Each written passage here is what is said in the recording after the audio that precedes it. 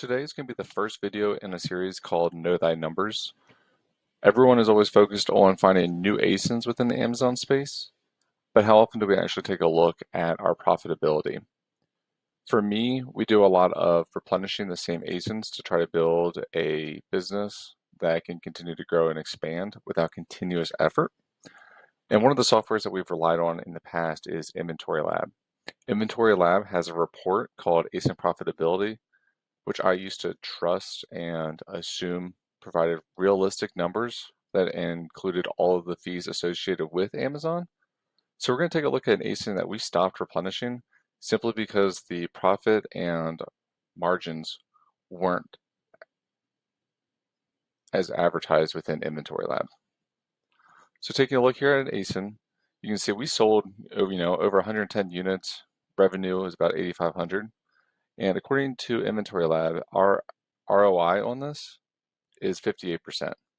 One key thing to know about Inventory Lab when we compare it to Seller Board is that the revenue is going to be slightly different.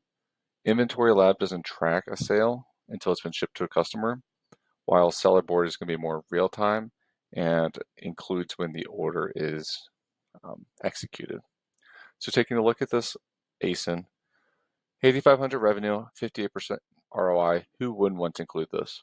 What's important to know is it's a relatively heavy item, and that's going to be one of the first things that we consider is that Inventory Lab's ASIN profitability does not include inbound shipping. So comparing it really quick to our Seller Board dashboard, so the time frame on this is January 1st, 2024 through August 26, 2024. And using our year-to-date function over here on Seller Board, our net profit on it is stating that's only $1,341. Now you may be thinking, that's still we're at what, 16, 17% margin. Those are still really good numbers, and they are. We could tell that the Keep It chart was heading in the wrong direction and that our profitability was decreasing. So that's one of the reasons that we removed it. But what I wanted to highlight is that there's a $500 net profit difference, and it's going to be primarily attributed to this inbound fees. Yep, inbound transportation, $472, and that was not included in Inventory Lab. And there's also this FBA storage fee that was not included within Inventory Lab. Now, when we go ahead and take a look at our ASINs and their profitability on whether we want to replenish or not, we solely use Seller Board. We use Inventory Lab still for our shipments, and this is where we input our COGS.